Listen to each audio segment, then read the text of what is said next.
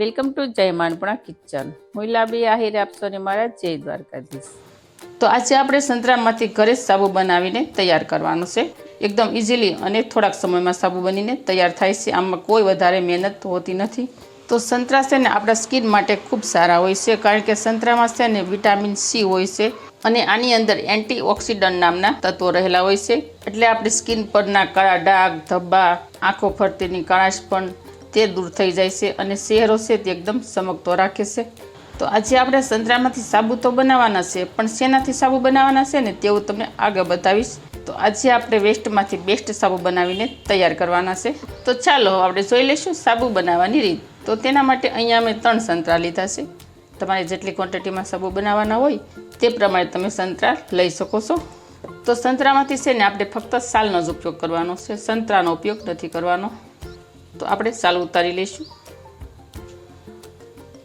આપણે આ રીતે હાથ વડે સાલ ઉતારશું ને તો પણ ઇઝીલી રીતે સાલ ઉતરી જશે. તો વિડીયો શરૂ કરતા પહેલાં મારી તમને નિવેદન છે કે હજી સુધી તમે મારી ચેનલને સબસ્ક્રાઈબ ન કરી તો પ્લીઝ જય માનપણા કિચનને સબસ્ક્રાઈબ કરી દેજો. વિડીયોને એક લાઈક જરૂર કરજો. અને તમે જો આ સંતરાની સાલ હોય ને તેને સૂકવી અને પાવડર પણ બનાવીને તૈયાર કરી શકો છો. તો આ રીતે આપણે બીજા સંતરામાંથી પણ સાલ ઉતારી લઈશું.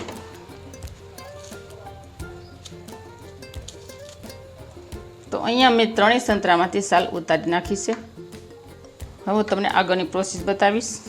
તો આ સંતરાની સાલ છે ને આપણે મિક્સર જારમાં ગ્રાઇન્ડ કરવાની છે.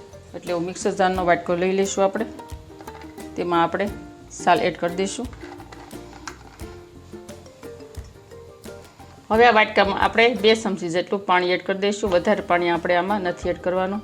હવે આ સાલને આપણે સરસ રીતે ગ્રાઇન્ડ કરી લઈશું. જો આપણે સંતરાની સાલને આ રીતે ગ્રાઇન્ડ કરવાની છે. જો તમે જોઈ શકો છો. તો હજી આ મોસંબીનો પલ્પ છે ને તે પ્રોપરલી રીતે તૈયાર નથી થઈ ગયો. હજી આપણે આમાં વસ્તુ ઉમેરવાની છે, તે છે એલોવેરા. અત્યારે આપણે આને સાઈડમાં મૂકી દઈશું.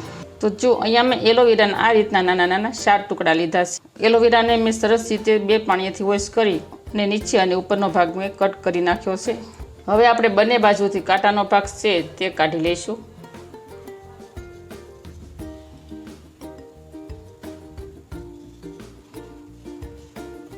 ઉપરથી પણ આપણે સાલ લઈ લઈશું. હવે આ એલોવેરામાંથી આપણે ચમચી વડે બધો જેલ કાઢી લઈશું. જો આ રીતે. તો એલોવેરા છે ને આપણે સ્કિનને ઠંડક આપવાનું કામ કરે છે અને આનાથી ખીલ પણ નહીં થાય અને ચહેરો એકદમ ચમકતો રહેશે અને ચામડી છે ને આપણી એકદમ વ્હાઇટ જેવી રહેશે. તો આપણે સારે એલોવેરાના ટુકડામાંથી આ રીતનું જેલ કાઢી નાખ્યું છે. તો તમારા ઘરની આસપાસ એલોવેરા ન હોય તો તમે મેડિકલમાંથી એલોવેરા જેલ પણ લઈ શકો છો. હવે આ એલોવેરા જેલને આપણે ક્રશ કરેલા સંતરાની સાલની અંદર એડ કરી દઈશું અને હજુ એકવાર આપણે બંનેને પ્રોપરલી રીતે ગ્રાઇન્ડ કરી લઈશું.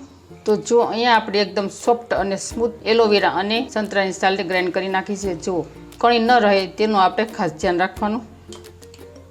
તો આપણે તૈયાર થઈ ગયેલા પલને સાઈડમાં મૂકી દઈશું અને આગળની પ્રોસેસમાં આપણે લઈ લઈશું સાબુ. તો અહીંયા સાબુને જમાવવા માટે મેં 2 સાબુ લીધા છે. આ રીતના આ સાબુ છે તે તેલિયા સાબુ છે.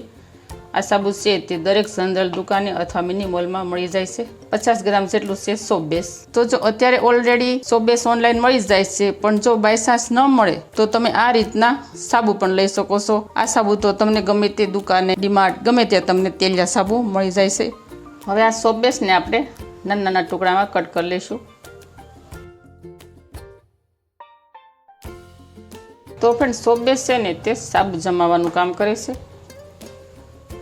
હવે આપણે સાબુને કટ કરી લઈશું.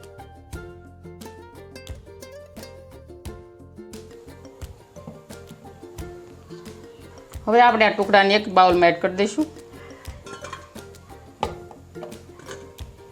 જઈશું આપણે હવે ગેસ તરફ. તો આપણે હવે એક તપેલીમાં પાણી ગરમ કરી લીધું છે. હવે આ પાણી ગરમની તપેલી ઉપર આપણે સોપ બેસ અને સાબુના જે આપણે ટુકડા કર્યા હતા ને તે તપેલીની ઉપર આપણે મૂકી દઈશું. આ રીતની કોઈ પણ તપેલીની અંદર બાઉલ સેટ થાય ને એ રીતનું વાસણ તમારે લઈ લેવાનું, એટલે સોપ બેસ અને સાબુ છે તે ઝડપથી ઓગળવા લાગે. તો જો અહીંયા સોપ બેસ અને સાબુ છે તે સરસ રીતે મેલ્ટ થઈ ગયા છે, મતલબ ઓગળી ગયા છે. હવે આમાં આપણે 2 ટીપા જેટલું આમળાનું તેલ એડ કરીશું. તમારી પાસે જો આમળાનું તેલ ન હોય તો તમે આની જગ્યાએ ટોપરાનું તેલ પણ લઈ શકો છો. ત્યારબાદ મેં અહીંયા લીધી છે વિટામિન ઈની 4 ટેબ્લેટ. હવે આની અંદર આપણે વિટામિન ઈનું જેલ એડ કરી દઈશું. અને આ જેલ એડ કરવાથી છે ને આપણી સ્કિનને એકદમ ચમકતી રાખે છે. તો હવે આ બાઉલને આપણે તપેલીમાંથી બહાર લઈ લઈશું. આને આપણે બીજા બાઉલમાં ટ્રાન્સફર કરી લીધું છે. હવે આપણે જે એલોવેરા અને સંતરાનો પલ્પ તૈયાર કર્યો હતો તે આપણે આમાં એડ કરી દઈશું. હવે આને મિક્સ કરી દઈશું સરસ રીતે આપણે. હવે આપણે જે તૈયાર કરેલું સાબુ અને સાલનું અને એલોવેરાનું મિશ્રણ હતું ને તે આપણે ગળા વડે સરસ રીતે ગાળી લઈશું. તો જો આ રીતે કોઈ જાડું ક્રશ થઈ ગયું હોય તો ગઠ્ઠા જેવું રહી ગયું હોય તો આ રીતે છે ને ગળા વડે ગાળીને તો ઇઝીલી રીતે નીકળી જાય અને સરસ રીતે મિશ્રણ તૈયાર થઈ જાય. તો આપણે સાબુને જમાવવા માટે આ રીતનું કોઈ મોડ લઈ લેવાનું છે અને આ મોડ છે તે મેં ઓનલાઈન મગાવ્યું છે. તો હવે આપણે તૈયાર થઈ ગયેલા સાબુના મિશ્રણને આપણે મોડમાં એડ કરી દઈશું.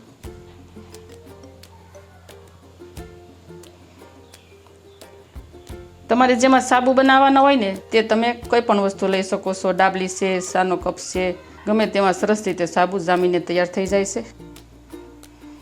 હવે અહીંયા અમારે થોડું મિશ્રણ વધ્યું છે એટલે મેં આ રીતના નાના નાના સાના કપ લીધા છે. આમાં પણ બહુ સરસ રીતે સાબુ જામીને તૈયાર થઈ જાય છે. તો જો આપણે સાબુના મોડમાં અને સામા કપમાં મિશ્રણ એડ કરી દીધું છે. હવે આને આપણે આમ જ 2 કલાક સુધી રહેવા દેવાનું એટલે સાબુ છે તે સરસ રીતે જામીને તૈયાર થઈ જશે. તો હવે 2 કલાક થઈ ગઈ છે. આપણે 2 કલાક બાદ જોઈ લઈશું. જો સાબુ છે તે સરસ મજાના જામી ગયા છે એકદમ. જો સાના કપમાં પણ સરસ સાબુ જામીને થઈ જશે તૈયાર. તો હવે આપણે મોડમાંથી સાબુ કાઢી લઈશું. જો બન્યા છે ને એકદમ સરસ સાબુ બન્યા છે ને. બહારના સાબુને પણ ભૂલી જાવ તેવા સાબુ. તો જુઓ બન્યા છે ને હોમમેડ સાબુ એકદમ નેચરલ. આ રીતે આપણે બીજા સાબુ પણ કાઢી લઈશું. તો જુઓ કપમાં પણ બહુ સરસ સાબુ બનીને થઈ જશે તૈયાર. એકદમ સરસ જામી ગયા છે. હવે કપમાં આપણે સાકુને ફરતી કિનારે ફેરવી દઈશું. જુઓ આપણે બીજા કપમાંથી પણ ફરતે સાકુ ફેરવી અને કાઢી લઈશું. જો બન્યો છે ને એકદમ સરસ મજાના સાબુ. તો જો તમારી પાસે મોડ ન હોય તો તમે આ રીતે સાના કપમાં પણ સાબુ જમાવી શકો છો. તો અહીંયા આપણે સંતરામાંથી એકદમ નેચરલ હોમમેડ સાબુ બનીને થઈ જશે તૈયાર. તો ફ્રેન્ડ તમને આ સંતરાના નેચરલ હોમમેડ સાબુ બનાવવાની રીત કેવી લાગી તે મને કમેન્ટ કરી અને જરૂર કહેજો. અને તમે પણ આ રીતે સંતરામાંથી ઘરે સાબુ બનાવીને તૈયાર કરજો. તો જો તમે આ રીતે ઘરે સાબુ બનાવી અને બાળકોને નવરાવશો ને તો તેના માટે પણ ખૂબ લાભદાયક છે અને તેની ચામડીને પણ કોઈ નુકસાન નહીં થાય. કારણ કે આપણે સંતરાની સાલમાંથી જ આપણે સાબુ બનાવી અને તૈયાર કર્યા છીએ. આમાં બીજું કોઈ આપણે અલગથી કેમિકલ નથી વાપર્યું. અને જો તમને મારી રેસીપીના અને નવી નવી માહિતીના વિડીયો સારા લાગતા હોય તો જય માનપણા કિસ્સાને સબસ્ક્રાઈબ કરી દેજો. વિડીયોને એક લાઈક જરૂર કરજો અને ફ્રેન્ડ અને ફેમિલીમાં વધુને વધુ શેર કરજો. આવજો. ફરી મળીશું આવી જ નવી નવી માહિતીઓ સાથે, નવી નવી રેસીપીઓ સાથે. ત્યાં સુધી થેન્ક યુ. જય દ્વારકાધીશ, જય સિયારામ, ધન્યવાદ. તો જો તમને સાબુ હાથે લગાડીને પણ બતાવું છું કેટલા સરસ ફીણ વળે છે.